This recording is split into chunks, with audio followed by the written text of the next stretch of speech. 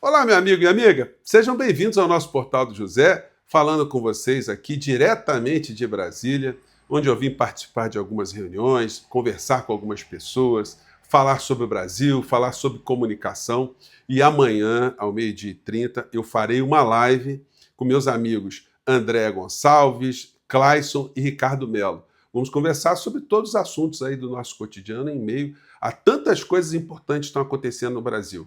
E hoje, um dia após o depoimento do general Freire Gomes, olha, as interpretações que nós estamos vendo aqui nas redes sociais e em alguns veículos de comunicação são muito curiosas, porque mostram de fato aquilo que eu tenho sempre conversado com vocês. A diferença de perspectiva, de análise, de pessoas que vivem no mundo real, no mundo concreto, daquelas pessoas que vivem no mundo paralelo, no mundo das ilusões, achando que as coisas não estão acontecendo como elas estão. Eu vou aqui mostrar para vocês o que aconteceu ontem, no depoimento do general Freire Gomes, o fato dele ter costeado o alambrado, inclusive para ter saído preso dessa audiência, onde ele prestou um testemunho, porque ele correu o risco ali de receber ali uma sanção de um falso testemunho, que é um crime previsto no Código Penal. A testemunha tem direito a um advogado? O advogado pode interferir no depoimento da testemunha? São dúvidas que foram levantadas, inclusive gente que quis transformar ontem a sessão no Supremo Tribunal Federal desses depoimentos num circo. Mas aí o ministro Alexandre de Moraes, olha, num destemor impressionante, deu várias voadoras colocando ordem na casa. Gente, está acontecendo aqui no nosso país, olha, são coisas que merecem uma observação para lá de importante. Vou conversar com vocês sobre o que está acontecendo, mas antes de mais nada, é sempre fundamental convidar você que está chegando agora ao nosso portal, ainda não é inscrito, para que, em primeiro lugar, você se inscreva aqui conosco e venha participar das nossas atividades. Se você gostar dos nossos vídeos, que eu sempre recomendo, dê seu joinha, mande seu comentário, compartilhe e, se puder, prestigie também nosso clube de membros. Você que é muito bem-vindo, é muito bem-vindo. Gente, ontem eu conversei com vocês sobre... Vou entrar aqui no assunto do general, mas eu quero fazer aqui uma observação sobre alguns fatos importantes, né? Que denotam como o nosso país, com todos os problemas, ele ainda consegue ter um tratamento ao cidadão de fazer inveja a países que se colocam no campo do desenvolvimento, né? A deputada Carla Zambelli veio a público ontem, numa mendicância virtual, pedir dinheiro. Ontem eu mostrei para vocês a cena e estava ali o CPF dela embaixo, que é o do Pix, né? Por isso quero pedir sua ajuda. O quanto você puder ajudar. Se você pode com R$1, então faz um Pix de R$1. Se você pode com mais, eu te peço então que você coloque. Gente, é um negócio impressionante. Aqui está borrado o número da chave Pix dela, que deve ser o CPF dela, né? Mas algumas curiosidades, né, chamaram a atenção. Em primeiro lugar, é o seguinte: o CPF dela começa com 013. Então, a pessoa, para mandar um Pix para Carla, ela tem que discar ali digitar o 013. E no final do CPF dela, vejam só, o número 71. No Rio de Janeiro, os cariocas, de uma forma muito bem-humorada, quando querem classificar alguém como estelionatário, falastrão, mentiroso, dizia: aquela pessoa é um 71. A pessoa é 71. Porque 171 no Código de Processo, no Código Penal, é o crime de estelionato, né?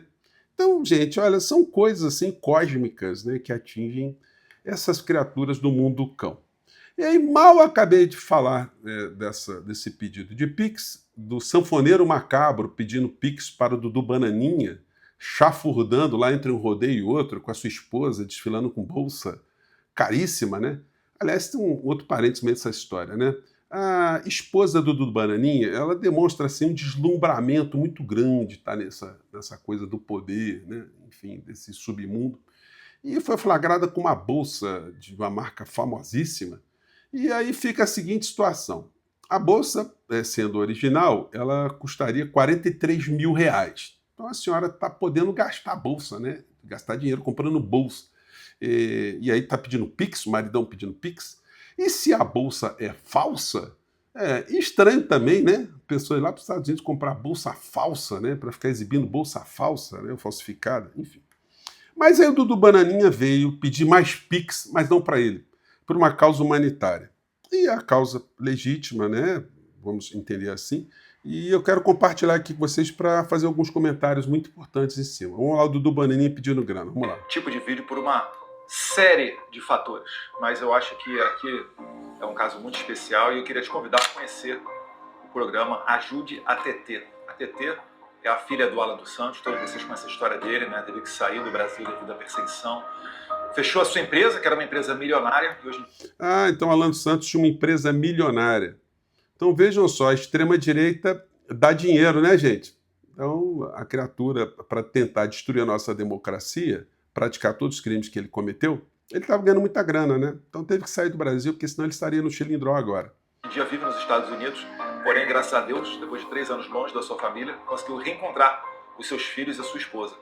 Um dos seus filhos é a TT, ela tem necessidades especiais e eu te convido a conhecer o ajudeatt.com para saber melhor essa história, para assistir o vídeo e entender as maneiras com as quais você pode ajudar. Eu relembro que, devido às necessidades especiais da TT, a mãe, a Carol, a esposa do Alan, ela tem que se dedicar integralmente a esses cuidados e isso aí acaba dificultando ainda mais a situação deles aqui, lembrando que nos Estados Unidos você gasta tudo em dólar. Um abraço a todos vocês, fiquem... Gente, então é o seguinte, né? Eu deixei aqui, inclusive, o vídeo na íntegra, ou quase na íntegra, com a informação sobre a filha do Alan dos Santos, porque a filha não tem culpa de ter o pai que tem. Agora, isso denota algumas coisas, né? A nação que essa gente cultua tanto joga o seu povo na desgraça total se o povo não tiver dinheiro, coisa que aqui no Brasil não aconteceria. Com todos os defeitos que nós temos aqui, qualquer tratamento pode ser oferecido pelo SUS. E quando a coisa é muito complicada, não é raro as pessoas entrarem com uma ação judicial para terem esse direito, que é garantido pela Constituição do nosso país. Então, a nação que essa gente tanto cultua é a nação que, se depender da estrutura dela, mata uma criança ou deixa uma criança morrer.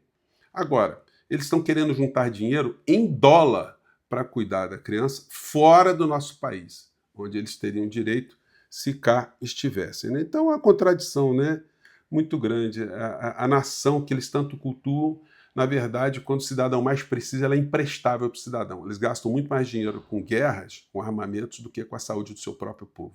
Bom, o que aconteceu na pandemia não nos deixa dúvidas sobre isso, né? Lá e cá, aqui, porque nós tivemos o que nós já sabemos, um genocida no poder. Lá também, né? Bom, e chegando aqui no general, o fato do dia. Ataque à democracia. Ao STF, ex-chefe do Exército confirma minuta golpista. Freire Gomes tenta abrandar teor da reunião com Bolsonaro e posição de um ex-comandante da Marinha. Moraes cobra coerência em depoimento da PF. Olha, o Globo foi até muito brando na abertura, porque o que os jornalistas documentaram ontem foi o ministro Alexandre de Moraes dando voadoras, né, que são aqueles golpes que algumas artes marciais têm, né, algumas lutas, né, alguns esportes também, e atingindo o adversário. Porque, gente, olha só, o general foi depor ontem, e o general, quando foi depor, ele estava na condição de testemunha.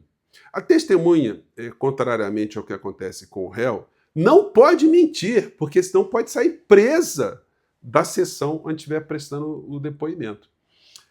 O réu, ele, se mentir, ele está ali tentando salvar a sua própria pele. A mentira, quando é dita pelo próprio réu, não acrescenta uma situação especial para agravar a sua situação. Mas a testemunha não.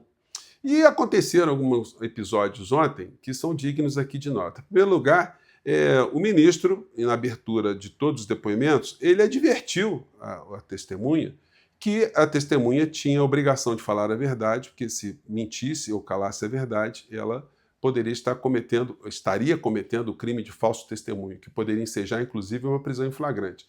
Aí teve um advogado que levantou e falou assim, olha, o senhor não precisa dizer isso para a testemunha, porque isso é um constrangimento à testemunha, né?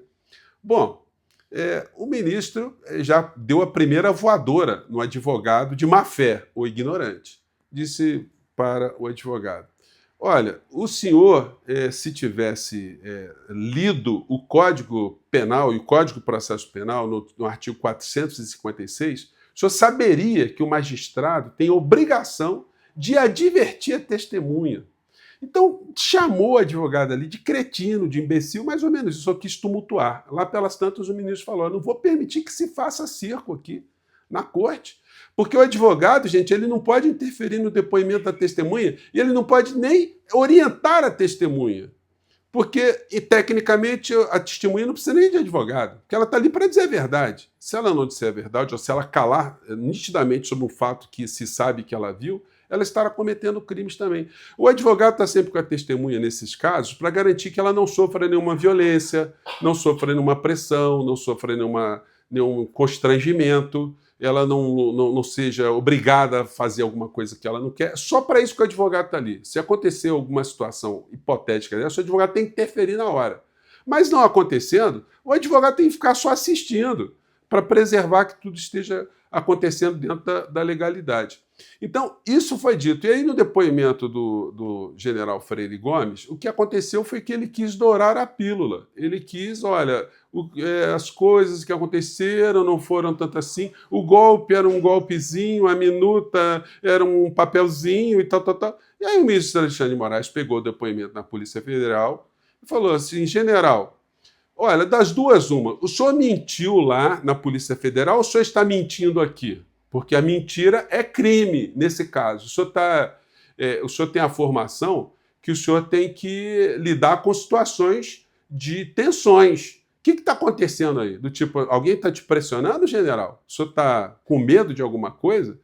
Ou o senhor está querendo enganar? O senhor lá atrás falou uma coisa, está dizendo outra? Olha, o que o senhor disse lá na Polícia Federal foi isso aqui, ó. Isso aqui, que teve minuta de golpe sim.